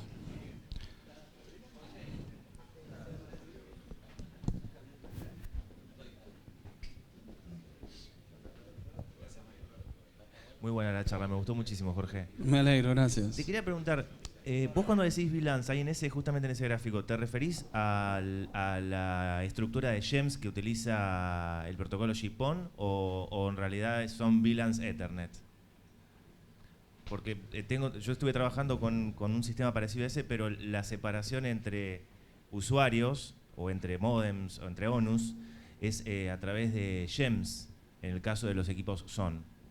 Normalmente la gestión de redes o de soluciones GPON tiene unos conceptos incorporados que vendrían a ser los perfiles con los cuales configurás la ONU, ¿sí? Y finalmente dentro de esos perfiles metes cosas y tenés ciertos criterios y lógicas de control. Pero, yendo a tu pregunta, al final, en el puerto, vos lo que haces es destaguear una VLAN. ¿Y qué VLAN destagues en el equipo cliente, en el terminal, en el endpoint?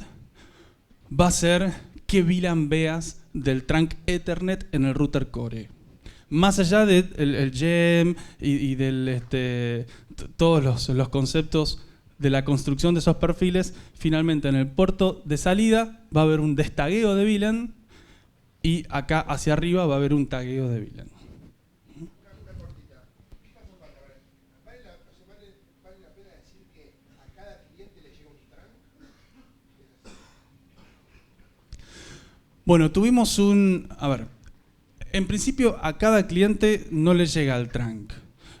A cada cliente le llega una VLAN destagueada.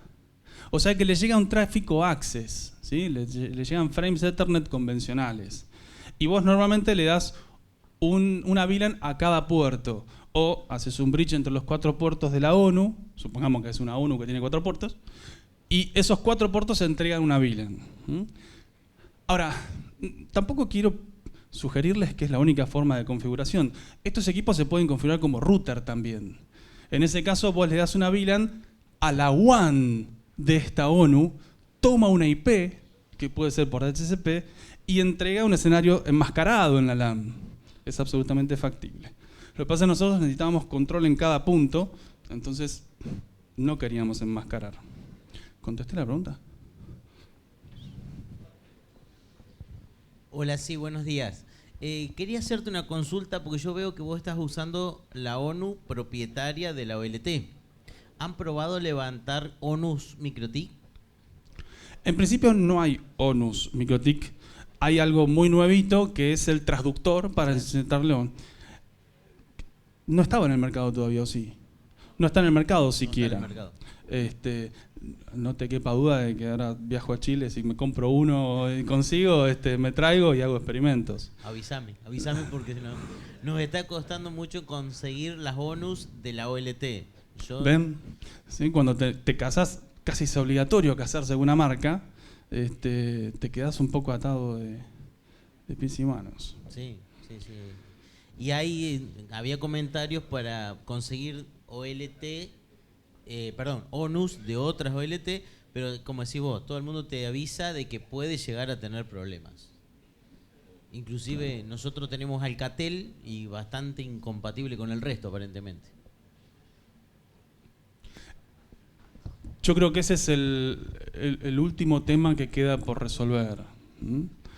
que es un poco el tema que seguramente gobernó las tecnologías inalámbricas en algún momento, ¿no? Y que finalmente se estandarizó. Hoy todavía la tecnología GPON sigue teniendo un poquito de oscuridad respecto de la compatibilidad entre marcas. A pesar de eso, en escenarios de gran escala, se plantea como la única opción, ¿sí? Yo tengo algunas redes muy densas, donde tenés que empezar a romper tu nodo y tratar de separarlo hacia otros lados, porque los niveles de autointerferencia ya son inmanejables. Bueno, la solución GPON es interesante. Ojo, tampoco, para mí es muy importante que mantengan la mente universal y abierta. Las soluciones híbridas, estas de que yo llego con una fibra y de ahí me expando en coaxil, también son muy interesantes. Quizás no están al último grito de la moda porque son más antiguas, ¿sí? Pero ¿a quién le importa la moda? Entonces tampoco se cierren a investigar ese tema. Es una opción muy interesante porque los splitters coaxil también son pasivos. Entonces también es una buena opción. ¿Alguna otra pregunta? Muchas gracias.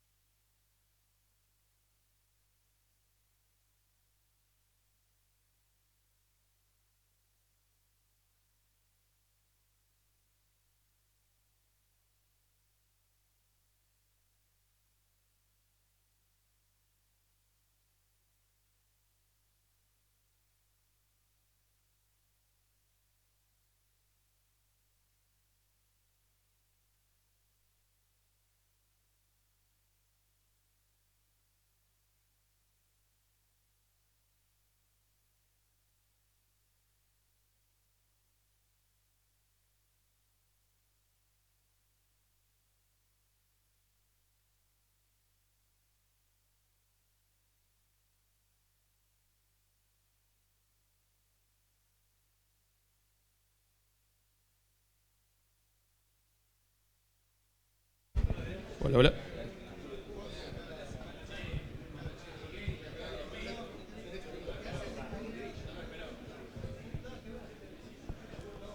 Hola, buenos días. Bueno, mi nombre es Guillermo. ¿Se escucha? ¿Sí? Mi nombre es Guillermo Nonino, trabajo para MKI Solutions. Disculpen si hablo medio rápido o no me entienden, es mi primera charla, así que cualquier cosa me repreguntan y vuelvo a explicar de nuevo. Bueno, la charla que voy a dar hoy es una charla simple, concisa, son un par de tips que hay que tener en cuenta en mi poca experiencia que tengo para segurizar un router desde fábrica, que toma una IP pública y son un par de tips para tener el router seguro ante cualquier ataque que pueda pasar.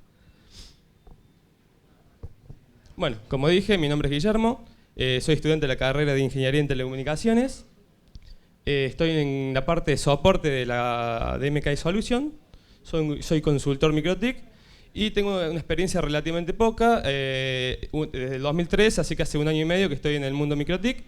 Es más, cuando entré a la empresa conocía poco y nada sobre la empresa.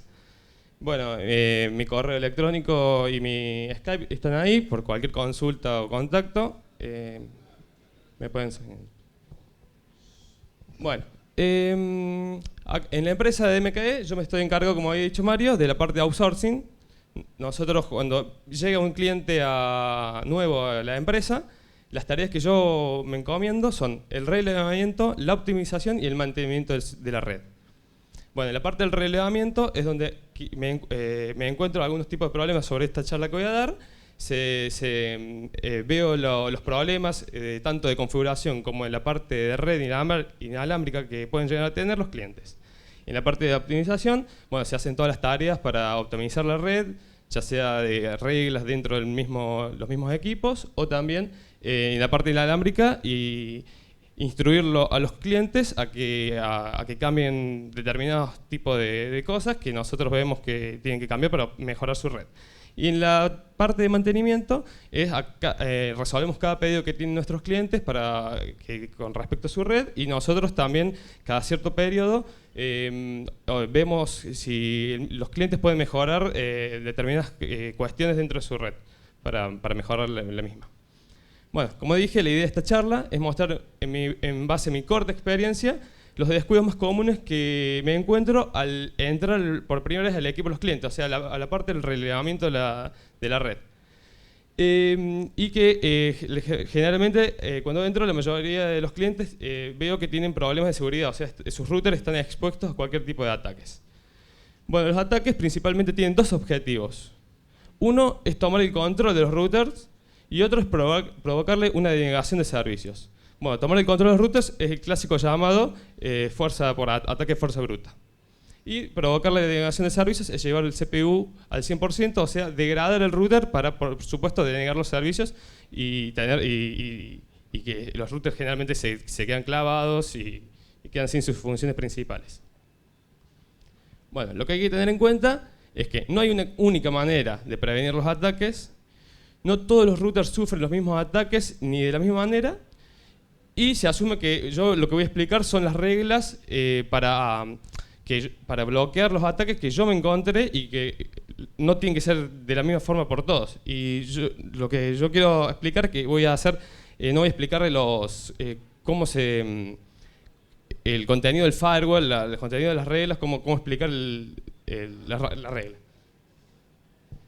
Bueno, al no tener un firewall por defecto, todos los servicios y todos van a estar disponibles por todas sus interfaces, incluso por la interfaz pública. Bueno, estos son los llamados ataques por fuerza bruta. SSH y Telnet son los más usados para conseguir los ataques por fuerza bruta. Acá es la clásica foto del log que uno observa que está siendo atacado por SSH. Web y Winbox son menos frecuentes, pero también pueden ocurrir ese mismo ataque. Estos, por supuesto, son los ataques por fuerza bruta. Bueno, hay otros ataques, ataques al DNS, por ejemplo, que son los llamados ataques para denegar los servicios del equipo, es decir, para llevar el CPU del equipo al 100% y degradarlo. Bueno, acá con la herramienta de un torch, me doy cuenta que, por ejemplo, hice un torch a la interfaz WAN. Y bueno, viendo acá el contenido del torch, me dice que estoy sufriendo ataques por DNS. Bueno, otro tipo de ataques es ataque al web proxy. También es importante, cuando uno tiene un web proxy y tiene una IP pública en el equipo, habilitarle un sistema de seguridad al mismo, porque si no a los clientes de mi red van a tener el problema de ataque de web proxy y van a sufrir el común llamado el CAPS. Eso. Bueno, otro ataque es el ataque por SNMP. Cuando nosotros habilitamos el SNMP para la administración de nuestra red, por defecto el router queda expuesto en cualquiera de sus interfaces. Acá es el clásico, cuando habilitas el servicio, queda para público y queda abierto para todas las direcciones IP. Es una buena práctica poder setear las direcciones IP que quiero que entren por SNMP. Y un ataque por SNMP se hace en la parte de Tools Profile. Acá observamos que cuando hacen consultas masivas al SNMP nuestro, el CPU del equipo se eleva y puede hacer una denegación de servicios del router. Bueno, acá ahora voy a explicar las maneras para proteger al equipo a partir de los ataques tanto por fuerza bruta por denegación de servicios. Bueno, la más fácil y la más común es simplemente deshabilitando los servicios que no se usen. Nos vamos a la opción IP Service y generalmente los servicios que no usamos, ¿para qué dejarlos abiertos? Simplemente con cerrarlos nos evitamos que nos puedan atacar por los mismos. O si los usamos, también por defecto va a quedar habilitado para todo el mundo. Otra buena práctica es habilitarle en esta opción donde podemos poner las IPs que quieren que consulten al servicio abierto. Bueno, tener deshabilitados todos los servicios no garantiza que el router esté 100% protegido. Hay, por ejemplo, un protocolo de ICMP mal usado puede elevar el consumo y provocar una degradación de servicios, el tan llamado pin flowing. Acá, bueno, en un laboratorio hicimos un experimento en que atacamos al router por un pin flowing y bueno, provocamos una denegación de servicios llevando al equipo al 100%. Otro dato curioso que hay que tener en cuenta es que en la herramienta de Profile no vamos a encontrar por nombre el que ya sea ping o ICMP o algo. Todo el pin flowing va a estar dentro del nombre networking, para tener en cuenta. Bueno, ya habíamos visto que al router lo podemos proteger deshabilitando los servicios y habíamos dicho que no solamente no íbamos a tener el 100% del router protegido. Bueno, para esto vamos a tener que hacer la protección mediante el firewall. Esto, como digo yo, esta es la forma que yo lo hice con los ataques que a mí me pasaron. No quiere decir que es más, hay muchísimas formas de hacerlo. Esta es la forma más simple y que me sirvió a mí. Bueno, en la parte de firewall podemos dropear o deshabilitar tantos servicios. Por ejemplo, los SSH, Telnet, WEC, Winbox, WEC Proxy, DNS y SMP, tanto de fuerza bruta como de denegación de servicios.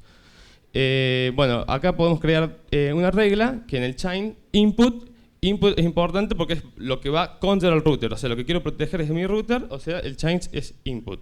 Tenemos que tener en cuenta el protocolo, TCP, bueno, en el caso de SSH, Telnet, Web o DNS, en el caso que sea UDP, perdón, en el caso que sea DNS o SNP. Y también tenemos que tener en cuenta el puerto de destino y la interfaz, que en este caso la pública. Bueno, acá podemos poner todos los protocolos, todos los puertos en una misma regla. O sea, si queremos dropear TCP, tenemos que hacer los puertos que sean TCP y otra regla para los puertos UDP. Pero podemos hacer o una regla para cada uno, una regla solo para las TCP, una regla para las UDP, eso es cuestión de uno. Generalmente, por un lado está bueno hacerla una por cada uno porque uno en el contador de la regla va a poder ver cuál cuenta y va a poder determinar qué tipo de servicio me están atacando. Bueno, y en la solapa de action, drop. Repito, es una forma. Hay un montón que, por ejemplo, en la solapa advanced nos creamos un address list y que podemos primero las IP que queremos que admitir, las ponemos por encima de esta regla y una accept, y abajo hacemos un drop de todo lo demás. O sea, es cuestión de uno. Bueno, para proteger el equipo por pinflogging, en mi caso hice 2 reglas. Siempre el change es el input, que es contra el router. El protocolo obviamente es ISMP. En la parte de extra le di un rate de 10 paquetes por segundo que pueda con un burst de 5. Eso quiere decir que como mucho vamos a poder tener 10 paquetes por segundo, se va a poder admitir al router, y como mucho la primera ráfaga va a ser 5 hacia 15 paquetes por segundo. Eso lo acepto. Creo otra regla, que otra vez con el chain input, con el protocolo ISMP, dropeo. Ahí voy a poder tener conectividad con mis equipos siempre y cuando sean 10 paquetes por segundo, y los demás paquetes los va a dropear. El orden de esta regla es importante, porque si pongo primero el drop, nunca voy a poder hacer ping a ningún equipo. Y está bueno poder hacer ping para hacer pruebas o saber si un equipo está vivo o no. O sea, es bueno tener el ping, el comando ping para los equipos. Bueno, eso con respecto al firewall y a los IP service. Otra cosa que a lo mejor no muchos tienen en cuenta es el grupo de usuarios de lectura. Nosotros generalmente cuando queremos darle un usuario de lectura a alguien, simplemente se lo damos, total no puede tocar nada, no me puede hacer nada. Muchos piensan eso, de que voy a estar cubierto. Y en realidad no es tan así. Un usuario de lectura, esta es una captura del usuario de lectura por defecto. Vemos que un usuario de lectura va a poder reiniciar el equipo y hacer descarga, hacer fetch. Eso puede reiniciar el equipo, es malísimo, porque si es un usuario malintencionado te va a tirar el equipo abajo todo el momento. Y la solapita test indica que el usuario de lectura puede descargar cosas también, hacer un tool fetch a un URL y va a poder descargar paquetes. Eso va a poder llenar el file de la memoria del equipo, y además te puede descargar diferentes tipos de versiones, que cuando lo reinicie se te va a actualizar el equipo. Eso es para tenerlo en cuenta, de que generalmente al momento de darle un usuario de lectura a alguien, estaría bueno deshabilitarle esos 2 tips que di yo acá. Bueno, también por el descubrimiento de vecinos. El protocolo MNDP está habilitado siempre en todas las interfaces en MikroTik. El descubrimiento de vecinos siempre se hace mediante el comando IP neighbors. Y en la parte de Discover Interface, acá vemos todas las interfaces que se pueden ser descubiertas. Es la clásica cuando entras por Winbox y tocas los 3 puntitos que ves ahí, entras por Mac. Bueno, eso está bueno también, tener en cuenta un factor para deshabilitar las interfaces que uno no quiere que vea, porque por ejemplo hay muchos clientes nuestros que tienen su red breachada. Simplemente conectando la antena a una PC va a poder ver los routers principales de nuestras redes, y bueno, estaría bueno que de última no lo vea. Deshabilitando las interfaces no lo haría. Bueno, y por acceso en capa 2, aún deshabilitando el Discord Interface, si el cliente conoce la MAC va a poder acceder de todas formas. Aunque no la vea, si se conoce la MAC de los equipos se va a poder acceder. Bueno, para cerrar dichos accesos, simplemente en capa 2 simplemente hay que ir a la opción Tools y Mac Servers. Ahí esta es una captura también por defecto como viene habilitado para todas las interfaces. Bueno, otro factor a tener en cuenta para cerrar las interfaces que uno no quiere que se puedan acceder por capa 2. ¿no? Ya es por Mac, no por IP. Bueno, otra cosa a tener en cuenta son las contraseñas guardadas en Winbox. Uno generalmente tiene en el Winbox todos los datos de su red con usuario, contraseña, IP, etc. Bueno, uno fácilmente puede exportar a una lista la contraseña y verla con cualquier editor de texto. Simplemente en la parte de Tools, Export Address, exporta toda la lista y la puede ver en cualquier editor de texto, por ejemplo en mi caso un WordPad, acá está el login y esta es la contraseña del equipo.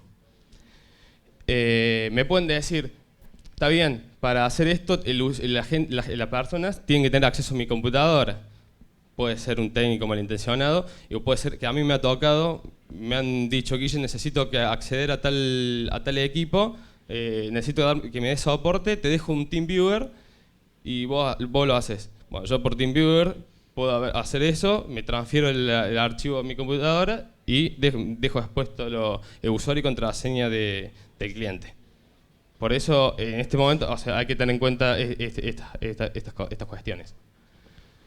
Bueno, en la versión 3 ha mejorado, se puede hacer un master password, bien dicho, para que no se muestre la lista y se puede exportar. Por ejemplo, esta es la versión 3. Se setea primero el password y una vez que le das OK, recién ahí aparece los equipos con su usuario y contraseñas guardados. Bueno, y por último, está el acceso desde el DUD. Muchos, cuando tienen la administración vía DUD y que el mismo corre bajo una IP pública, dejan las credenciales por defecto, total dicen no, desde ahí no me pueden hacer nada. Y no es así. Uno cuando accede al DUD generalmente puede acceder a reiniciar equipos, puede incluso entrar al Winbox de los equipos para hacer cualquier cosa. Así que una buena práctica es no dejarlo abierto simplemente con las contraseñas por defecto, sino ponerle una para tener un poco más de seguridad. Bueno, y las herramientas usadas en mi caso para detectar que estoy siendo atacado y para ver en qué estoy siendo atacado, simplemente, la clásica es el log del equipo, donde ahí generalmente se ven los ataques por fuerza bruta, intento por telnet, por SSH, etc. El torch, en el torch es la que más vamos a ver todo, generalmente acá vi lo de DNS. Y el profile para el DNS o ICMP, etc. Y el profile, que ahí veo la cantidad del CPU que está haciendo, los servicios que están siendo ocupados en el CPU y determinar ahí que hay problemas y que puedo estar siendo víctima de un ataque. Bueno, esta fue todo, fue una presentación, como dije, concisa, chiquita y en mi experiencia. Gracias.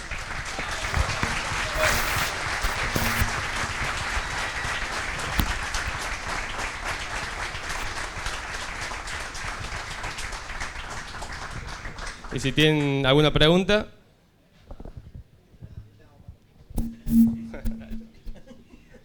Agarrate ahora.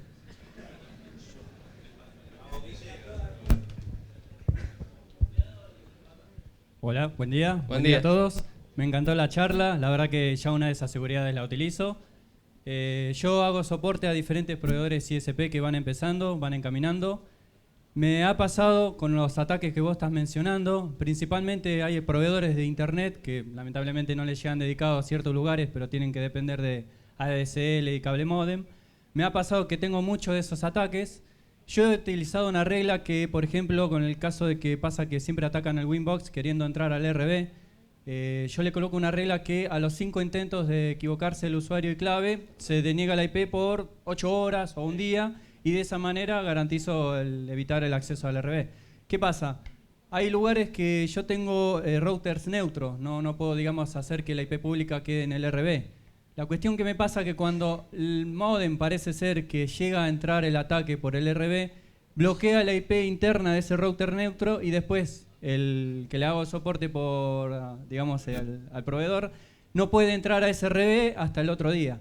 ¿Existe otra manera? La pregunta es esta. ¿Existe otra manera, otra regla que pueda hacer para que el usuario pueda entrar al RB ya en sí evitando el mismo ataque con el usuario clave? Ya hasta incluso la clave admin le he cambiado por el usuario 1 David, por ejemplo, debido a que yo he visto en el registro log que han intentado pero miles de veces entrar por admin. Por fuerza bruta. Exactamente. Yo he encontrado la solución de decirle: ponemos 1 David y una contraseña que cambies cada mes o cada semana, pero me resulta el problema de que tengo routers neutros, con el proveedor. O sea, que el MikroTik no tiene la pública, ¿me querés decir? Claro, no tengo la manera de hacer pública. Si en un momento lo puedo hacer, se lo puedo hacer, pero Claro. son zonas que solamente llega cable modem o router que, digamos, no se pueden acceder al acceso total. ¿Existe otra manera de que pueda acceder, digamos, sin evitar ese problema? Pero por eso, independientemente si tiene la IP pública o no tiene la IP pública, vos podés simplemente bloquear el acceso por el protocolo y el puerto. O sea, vos lo que yo creo que ves es que vos querés que te aparezca la IP del ataque en una address list. En una Claro. lista, pero, o sea, independientemente de por IP o no, podés bloquear el acceso, por más que no tenga la IP pública el equipo, directamente por el puerto y por el protocolo. O sea, SSH, un ataque por SSH, va buscando, es un bot que va buscando user contraseña a tal IP. O sea, generalmente, si el modem es el que está siendo atacado, esa es la macana que vos decís. Así es. Al router no lo van a atacar. Al router, con las reglas estas que vos mismas haces, el router no va a estar protegido, o sea, no le van a poder ingresar al router. El modem puede ser el que tenga el problema. Exactamente, Claro. sí. Eso habría que, la verdad, habría que ver la configuración del equipo del modem o ver algo de eso. Pero con las reglas que vos haces y que yo hice, el equipo del RB no va a ser atacado nunca. Estaría bueno que la IP pública, si la tiene que no la tenga el modem, así no la atacan a ese equipo. Claro, pero la cuestión que aparece entiendo. a veces aparece Sí, IP sí, pública sabiendo que los ataques vienen de Brasil. Listo, ya sé que la regla está configurada que a los 5 intentos de mala Claro. contraseña no deja acceder al RB. Con las hasta reglas los- que vos haces, el RB va a estar totalmente seguro. Claro. El tema sí, es con la IP pública del modem. Yo Eso- creo que eso- a veces también aparece la IP interna del modem y como que el ataque viene desde el modem. Y ahí lamentablemente no hay opción de o reiniciar el equipo o ver si existe una posibilidad de implementar algo que pueda permitir acceder al equipo sin estar intentando más de 5 veces. Claro. Como si del mismo modem quiere atacar Que el al mismo RB. modem. Y Claro. es una cuestión, sí, del proveedor de internet y lamentablemente todavía hay que depender de dejar una PC prendida para uso remoto y de ahí recién poder acceder al MikroTik. Claro. Por knocking también, sí, sí. Es otra, por knocking sí. Eso también. Te agradezco la charla. O sea, y- cualquier cosa, sí, la podemos seguir dentro de un ratito. Sí, Si sí, tenés sí, una sí. pregunta, no hay Listo. drama. Muy amable. No, a vos.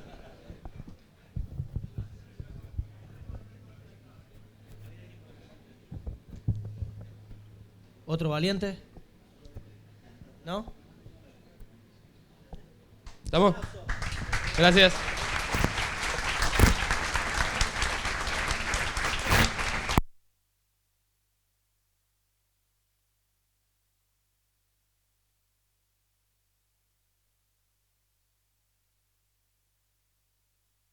Bueno, me dice Sergei que por lo que va de la mañana no hay más presentaciones.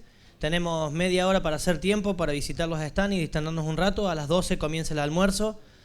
Va a ser en el piso de arriba. Recuerden que van a poder acceder al lunch todos aquellos que tengan el ticket, el voucher. Hay que dejar uno, no sé quién será la persona que lo está recibiendo, pero hay que dejar uno a esa persona para poder tener acceso al comedor. ¿Bien?